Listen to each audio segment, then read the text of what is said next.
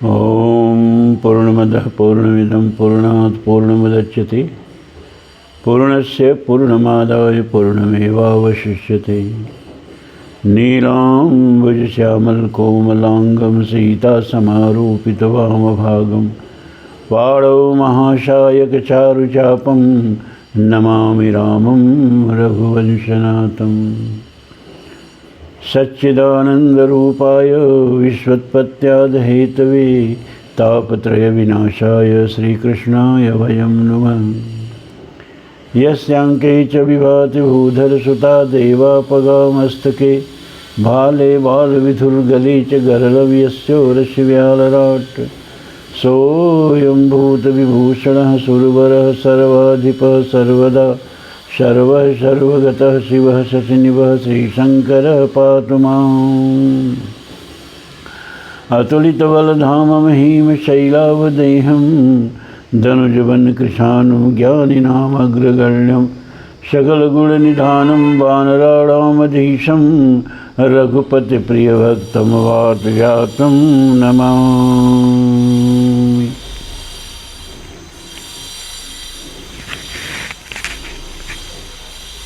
श्री राम जय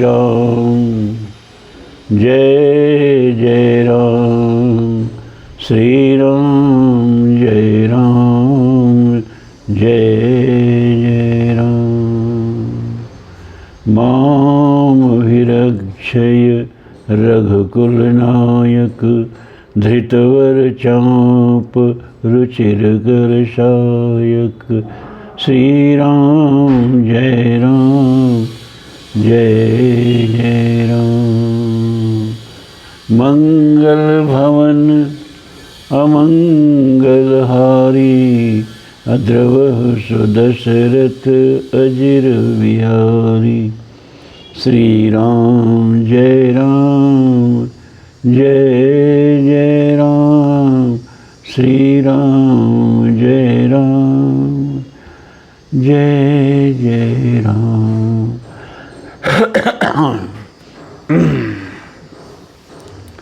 सत्संग प्रेमी धर्मप्राण सज्जनों, वाल्मीकि रामायण बालकांड और 32वां सर्ग। विषय है ब्रह्मपुत्र कुश के 4 पुत्रों का वर्णन। सोनभद्र तटवर्ती प्रदेश को वसु की भूमि बताना। कुशनाभ की 100 कन्याओं का वायु के कोप से कुब्जा होना। ब्रह्मयोनिर्महानासीत् कुशो नाम महात्मा अक्लिष्ट व्रत धर्मज्ञ सज्जन प्रतिपूजकः। विश्वामित्र जी कहते हैं, श्री राम पूर्व काल में कुश नाम से प्रसिद्ध एक महातपस्वी राजा हो गए हैं। वे साक्षात ब्रह्मा जी के पुत्र थे। उनका प्रत्येक व्रत एवं संकल्प बिना किसी क्लेश या कठिनाई के पूर्ण होता था। वे धर्म के ज्ञाता, सत्पुरुषों का आदर करने वाले और महान थे।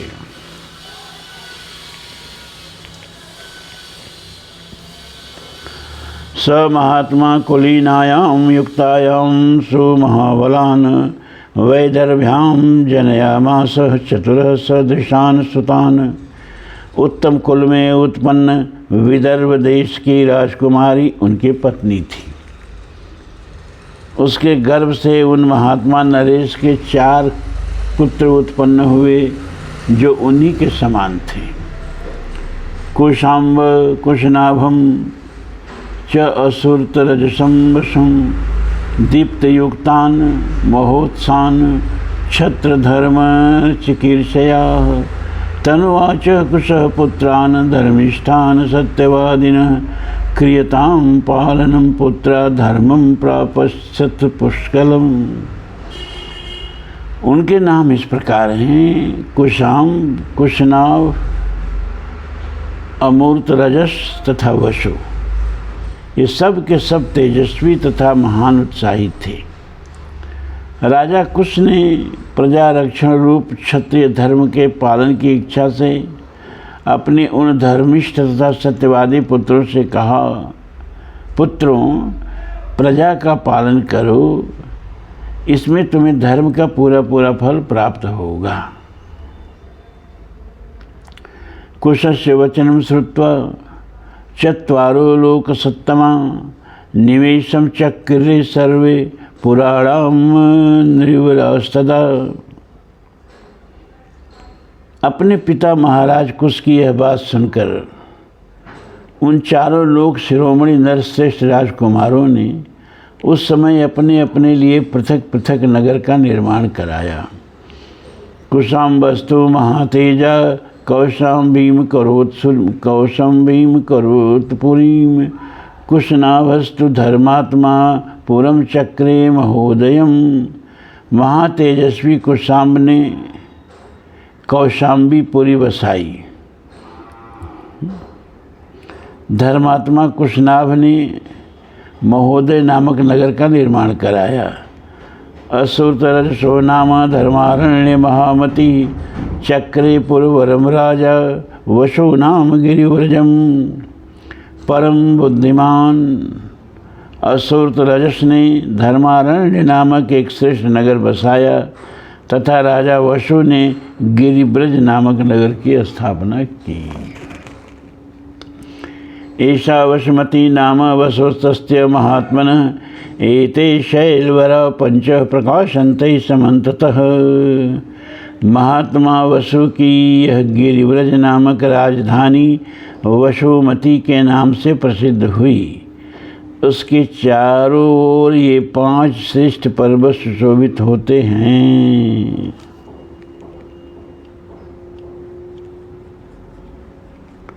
महाभारत सभा पर्व में इन 5 पर्वतों के नाम दिए गए। वे हैं विपुल, वराह, वृषभ, ऋषिगिरि और चैत्यक।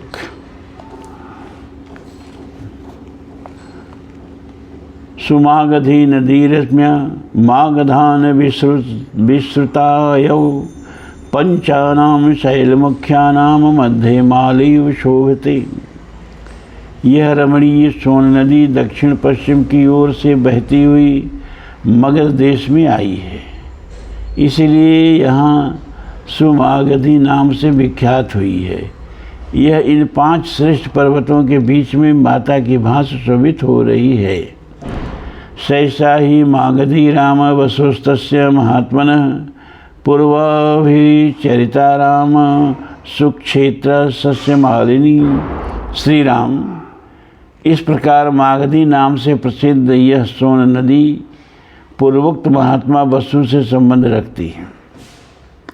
रघुनंदन, यह दक्षिण पश्चिम से आकर पूर्वोत्तर दिशा की ओर प्रवाहित होती है। इसके दोनों तटों पर सुंदर क्षेत्र हैं, अतः यह सदा सस्य मालाओं से अलंकृत रहती है। कुशनाभस्तु राजर्ष्य कन्या सतम अनुत्तमम जनयामास धर्मात्मा धृताचाम रघुनंदन। रघुकुल को आनंदित करने वाले श्री राम धर्मात्मा राजर्षि कुशनाभ ने धृताची नाम के घृताची अप्सरा के गर्भ से परम उत्तम 100 कन्याओं को जन्म दिया।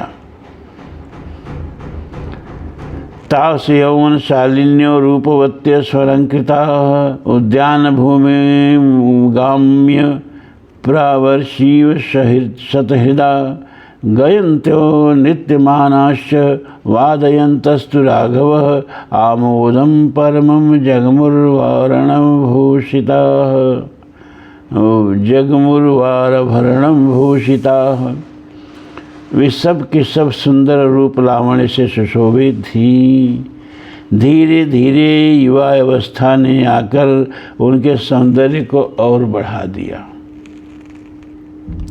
रघुवीर, एक दिन वस्त्र और आभूषणों से विभूषित हुए सभी कन्याएं उद्यान भूमि में आकर वर्षा ऋतु में प्रकाशित होने वाले विद्युत मालाओं के भांति शोभा पाने लगीं। सुंदर अलंकारों से अलंकृत हुई वे अंगनाएं गाती बजाती और नृत्य करती हुई वहाँ परम आमोद प्रमोद में मग्न हो गई।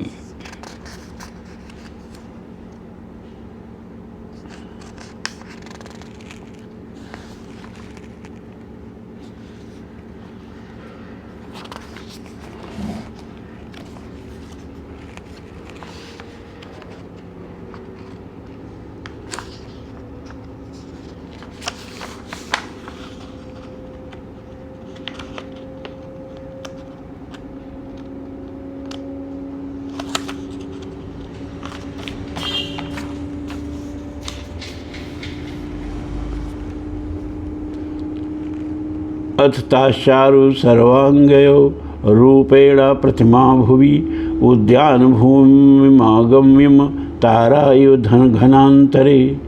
उनके सभी अंग बड़े मनोहर थे। इस भूतल पर उनके रूप सौंदर्य की कहीं भी तुलना नहीं थी। उस उद्यान में आकर वे बादलों की ओट में कुछ कुछ छिपी हुई तारिकाओं के समान शोभा पा रही थीं। ताः सर्वगुण संपन्ना रूप यौवन संयुता दृष्ट्वा सर्वात्मको वायुर्मिदं वचनम् अब्रवीत। उस समय उत्तम गुणों से संपन्न तथा रूप और यौवन से शोभित उन सब राजकन्याओं को देखकर सर्वस्वरूप वायु देवता ने उनसे इस प्रकार कहा, अहम वह कामये सर्वा भार्यामं भविष्य मन मानुषस्त जताम भावो दीर्घमायुर्वाप्स्यथ। सुंदरियों, मैं तुम सबको अपनी प्रेयसी के रूप में प्राप्त करना चाहता हूँ। तुम सब मेरी भार्याएं बनोगी। अब मनुष्य भाव का त्याग करो और मुझे अंगीकार करके देवांगनाओं के भांति दीर्घ आयु प्राप्त कर लो। चरम ही यौवनम नित्यम मानसेषु विशेषत अक्षयम यौवनम प्राप्ता अमरश्च भविष्यत। विशेषतः मानव जीवन में जवानी कभी स्थिर नहीं रहती, प्रतिक्षण क्षीण होती जाती है। मेरे साथ संबंध हो जाने पर तुम लोग अक्षय यौवन प्राप्त करके अमर हो जाओगी। तस्य तद्वचनं श्रुत्वा वायुर्क्लिष्टकर्मणः अपहास्य ततो वाक्यं कन्या शतमथाब्रवीत। अनायास ही महान कर्म करने वाले वायुदेव का यह कथन सुनकर वे कन्याएं अवहेलना पूर्वक हंसकर बोली, अनंतशेष भूतानां सर्वेषां सुरसत्तमं प्रभावज्ञाश्च ते सर्वा किमर्थमवमन्यसे। सुरश्रेष्ठ, आप प्राणवायु के रूप में समस्त प्राणियों के भीतर विचरते हैं, अतः सबके मन की बातें जानते हैं। आपको यह मालूम होगा कि हमारे मन में आपके प्रति कोई आकर्षण नहीं है। हम सब बहिनें आपके अनुपम प्रभाव को भी जानती हैं, तो भी हमारा आपके प्रति अनुराग नहीं है। ऐसी दशा में यह अनुचित प्रस्ताव करके आप हमारा अपमान किस लिए कर रहे हैं। कुशनाभ सुता देव समस्ता सुरसत्तमं अस्थाना च वयुतं देव रक्षामस्तु तपोवयम्। देव शिरोमणे, हम सबकी सब राजर्षि कुशनाभ की कन्याएं हैं। देवता होने पर भी आपको शाप देकर वायु पद से भ्रष्ट कर सकती हैं, किंतु ऐसा करना नहीं चाहती, क्योंकि हम अपने तप को सुरक्षित रखती हैं।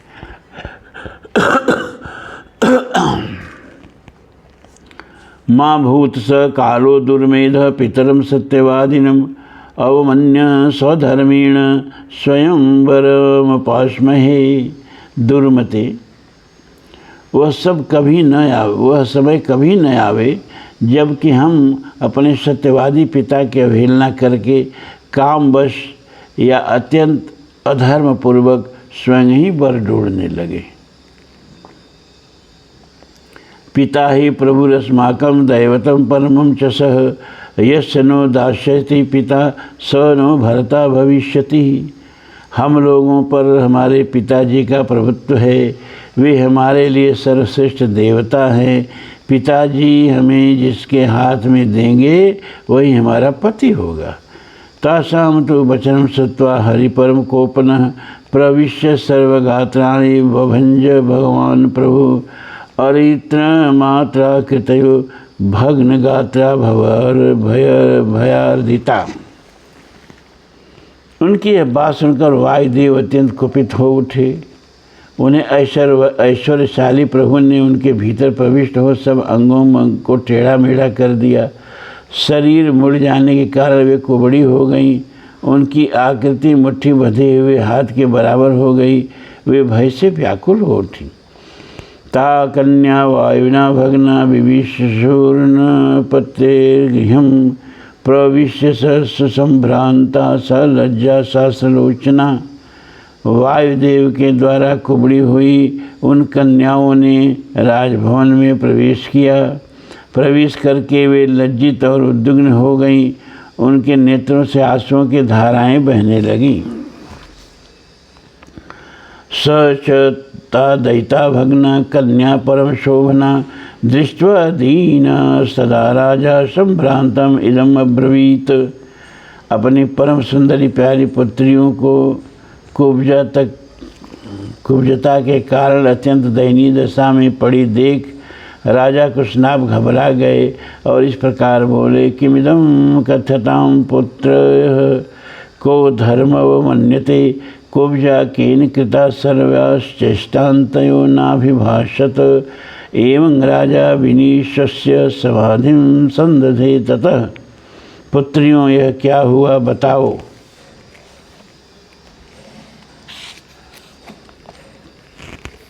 कौन प्राणी धर्म की अवहेलना करता है? किसने तुम्हें कुबड़ी बना दिया जिससे तुम तड़प रही हो, किंतु कुछ बताती नहीं हो। यूँ कहकर राजा ने लंबी सांस खींची और उनका उत्तर सुनने के लिए सावधान होकर बैठ गए। इत्यार्षे श्रीमद् रामायणे वाल्मीकि आदि काव्ये बालकांडे 32वां सर्ग समाप्त। 32वां सर्ग समाप्त। अब 33वां 33वां सर्ग। राजा कुशनाभ द्वारा कन्याओं के धैर्य एवं क्षमाशीलता की प्रशंसा, ब्रह्मदत्त की उत्पत्ति तथा उनके साथ कुशनाभ की कन्याओं का विवाह। तस्य तद्वचनं श्रुत्वा कुशनाभस्य धीमतः शिरोभिश्चरणौ स्पृष्ट्वा कन्या शतं भाषत। बुद्धिमान महाराज कुशनाभ का वह वचन सुनकर उन 100 कन्याओं ने पिता के चरणों में सिर रखकर प्रणाम किया और इस प्रकार कहा, वायु सर्वात्मको राजन प्रदर्शयितुमिच्छति अशुभ मार्ग मास्थाय न धर्मं प्रत्यवेक्षते।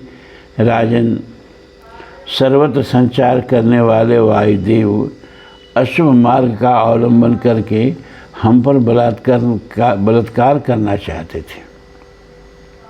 धर्म पर उनकी दृष्टि नहीं थी। पितृमत्य सभद्रम ते स्वच्छंदे न वयम स्थिता पितरम नो वृणीष्व तुम यदि नो दाशते तव। हमने उनसे कहा, देव आपका कल्याण हो, हमारे पिता विद्यमान हैं, हम स्वच्छंद नहीं हैं।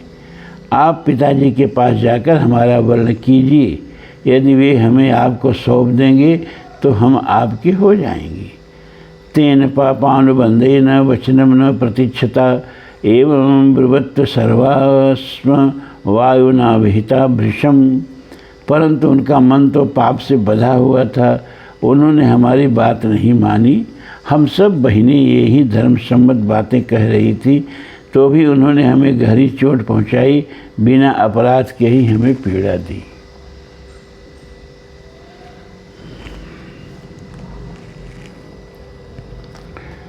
तासां तु वचनं श्रुत्वा राजा परम धार्मिकः प्रत्युवाच महातेजा कन्या शतमनुत्तमम्। उनकी बात सुनकर परम धर्मात्मा महातेजस्वी राजा ने उन अपनी परम उत्तम 100 कन्याओं को इस प्रकार उत्तर दिया, क्षांतं क्षमावन्तां पुत्र्यः कर्तव्यः समुहितकृतम् एकमत्यमुपागम्यं कुलं चावीक्षितं मम। पुत्रियों, क्षमाशील महापुरुष ही जिसे कर सकते हैं, वही क्षमा तुमने भी की है। यह तुम लोगों के द्वारा महान कार्य संपन्न हुआ है। तुम सबने एक मत होकर जो मेरे कुल की मर्यादा ही दृष्टि पर रखी है, काम भाव को अपने मन में स्थान नहीं दिया है, यह भी तुमने बहुत बड़ा काम किया है।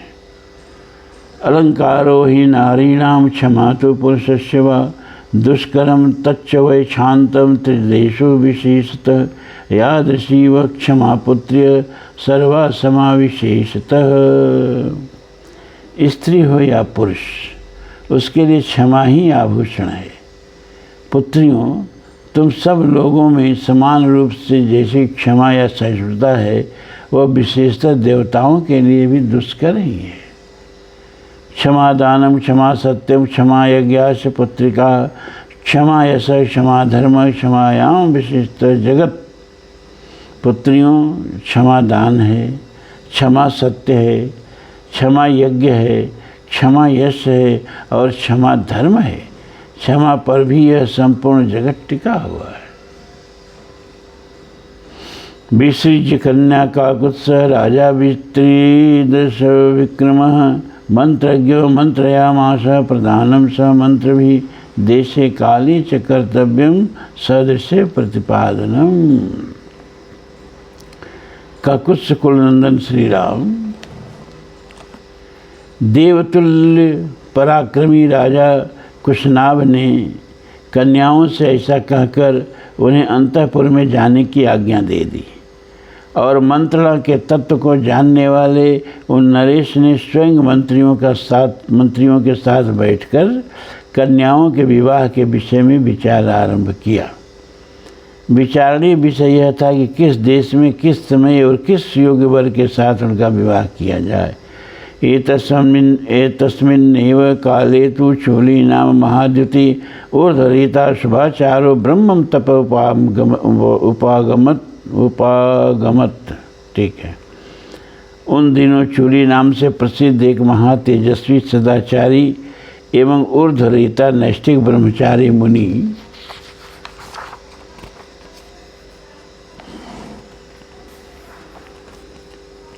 वेदोक्त तप का अनुष्ठान कर रहे थे। तपस्यन्तं ऋषिं तत्र गंधर्वी पर्युपास्ते सोमदा नाम भद्रम ते उर्मिला तनया तदा। श्री राम तुम्हारा भला हो।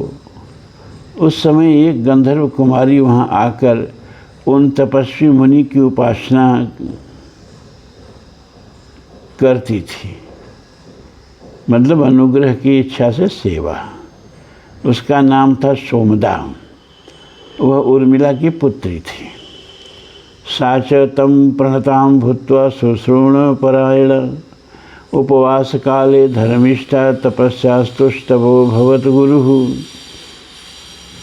वह प्रतिदिन मुनि को प्रणाम करके उनकी सेवा में लगी रहती थी तथा धर्म में स्थित रहकर समय समय पर सेवा के लिए उपस्थित होती थी। उससे उसके ऊपर वे गौरवशाली मुनि बहुत संतुष्ट हुए। सच ताम काल योगेन प्रोवाच रघुनंदन परितुष्टो वश भद्रम ते किम करोमि तव प्रियम। रघुनंदन, शुभ समय आने पर चूली ने उस गंधर्व कन्या से कहा, शुभे तुम्हारा कल्याण हो, मैं तुम पर बहुत संतुष्ट हूँ, बोलो तुम्हारा कौन सा प्रिय कार्य सिद्ध करूँ।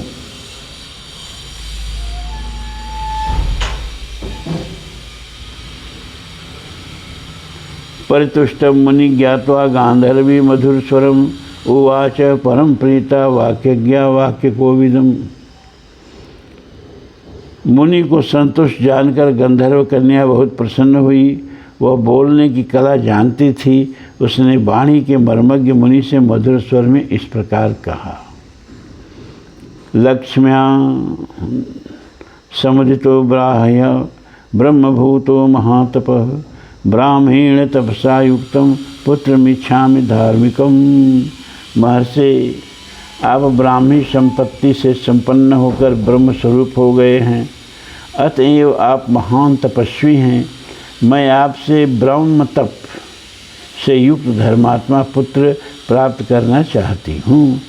अपतिष्यामि भद्रम ते भार्या चास्मि न कस्यचित् ब्राह्मणो गोपतयश्च दातुर्मर्हसि मे श्रुतम।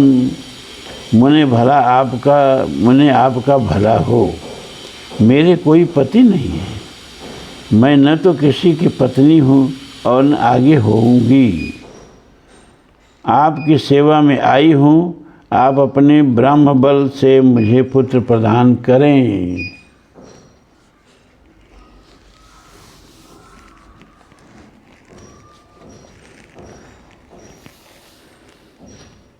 तस्या प्रसन्नो ब्रह्मर्षिर्ददौ ब्रह्ममनुत्तमं ब्रह्मदत्त इति आख्यातं मानसं शूलिनः सुतम्।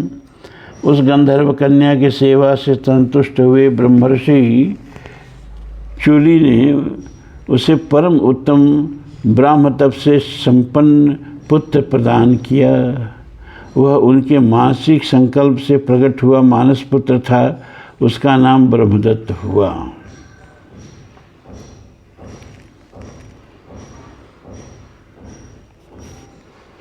स राजा ब्रह्मदत्तस्तु पुरी मध्य वसत सदा तदा काम्पिल्या परया लक्ष्म्या देवराजो यथा दिवम। कुशनाभ के यहाँ जब कन्याओं का विवाह का विचार चल रहा था, उस समय राजा ब्रह्मदत्त उत्तम लक्ष्मी से संपन्न हो काम्पिल्या नामक नगरी में उसी तरह निवास करते थे जैसे स्वर्ग की अमरावती पुरी में देवराज इंद्र। सबुद्धिं कृतवान राजा कुशनाभ सुधार्मिक ब्रह्मदत्ताय काकुत्सः दातुं कन्या शतम तदा। काकुत्स कुलभूषण श्री राम तब परम धर्मात्मा राजा कुशनाभ ने ब्रह्मदत्त के साथ अपनी 100 कन्याओं का ब्याह देने का निश्चय किया। तमाहूय महातेजा ब्रह्मदत्तम महीपति ददौ कन्या शतम राजा सुप्रीतेना अंतरात्मना। महातेजस्वी भूपाल राजा कुशनाभ ने ब्रह्मदत्त को बुलाकर अत्यंत प्रसन्न चित्त से उन्हें अपनी 100 कन्याएं सौंप दी। यथाक्रमं तथा पाणिं जग्रहाम रघुनंदन ब्रह्मदत्तो महीपालस्तां देवपतिर्यथा। रघुनंदन उस समय देवराज इंद्र के समान तेजस्वी पृथ्वीपति ब्रह्मदत्त ने क्रमशः उन सभी कन्याओं का पाणिग्रहण किया। स्पृष्ट मात्रे तदा पाणो विकुब्जा विगतज्वरा युक्तं परमया लक्ष्म्या बंधो कन्या शतम तदा। विवाह काल में उन कन्याओं के हाथ का ब्रह्मदत्त के हाथ से स्पर्श होते ही वे सब की सब कन्याएं कुब्जा दोष से रहित, निरोग तथा उत्तम शोभा से संपन्न प्रतीत होने लगीं। स दृष्ट्वा वायुना मुक्ता कुशनाभो महीपति बभूव परमं प्रीतो हर्ष लेभे पुनः पुनः। वात रोग के रूप में आए हुए वायुदेव ने उन कन्याओं को छोड़ दिया। यह देख पृथ्वीपति राजा कुशनाभ बड़े हुए प्रसन्न हुए और बार बार हर्ष का अनुभव करने लगे।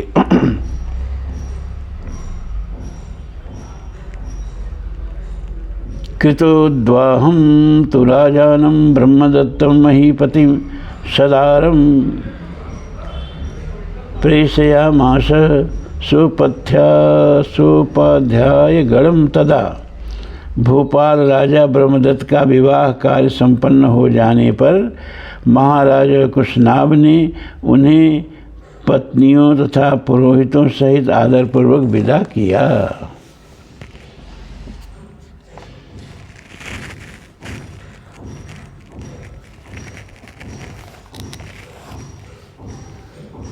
सोमदापि सुतं दृष्ट्वा पुत्रस्य सदृशीं क्रियां यथा न्यायं च गंधर्वी सुसहस्ता प्रत्यनंदत। स्पृष्ट्वा च ता कन्या कुशनाभं प्रशस्य।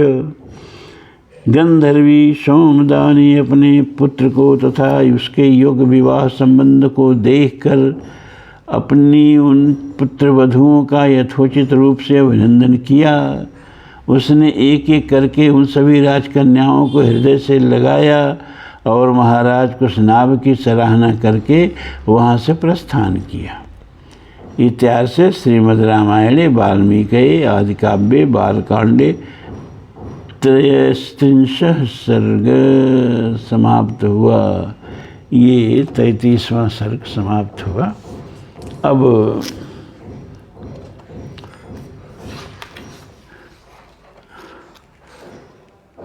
कल ये आप लोगों को एपिसोड जाएगा 1 तारीख को, तो 2 तारीख से लेकर के और करीब करीब 12 तारीख तक ये रोज़ वाला जो कार्यक्रम है वो स्थगित रहेगा, क्योंकि मैं यात्रा पर हूँ, प्रवास पर हूँ।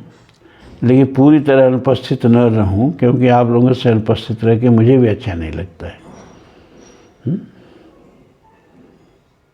तो इसके लिए मैं शंकराचार्य का एक बड़ा ही आध्यात्मिक ग्रंथ है विवेक चूड़ामणि, थोड़ा पोर्टेबल है, पतली पुस्तक है, डायरी जैसी, तो उसको ले जा सकता हूँ। अब इतना पूरा अपना अटैची ढोएं, वाल्मीकि रामायण ढोएं, संभव नहीं लगा। तो 7-8 दिन एकदम आध्यात्मिक चर्चा चलेगी, अभी से मूड बनाइए रहेगा उसके लिए, विवेक चूड़ामणि। और जिस दिन हमारा वीडियो नहीं पहुंचेगा उस दिन मिश्रा जी होंगे, आप बात सुन रहे होंगे, तो वो कोई न कोई आप लोगों को वीडियो, क्योंकि 500 से ऊपर वीडियो आप लोगों के नाम में बना चुका हूँ, ये 510वां 11वां वीडियो है। तो आप लोगों के लिए कमी नहीं है। जब मुझे प्रत्यक्ष नहीं सुनना है, वीडियो से ही सुनना है, तो बहुत सारे वीडियो हैं। सत्संग अभिकल चलता रहना चाहिए। ओम पूर्णमदः पूर्णमिदं पूर्णात् पूर्णमुदच्यते पूर्णस्य पूर्णमादाय पूर्णमेवावशिष्यते। सर्वे भवन्तु सुखिनः, सर्वे सन्तु निरामयाः, सर्वे भद्राणि पश्यन्तु मा कश्चित् दुःखभाग् भवेत्। असतो मा सद्गमय, तमसो मा ज्योतिर्गमय, मृत्योर्मा अमृतं गमय। ओम शांति शांति शांति। ओम।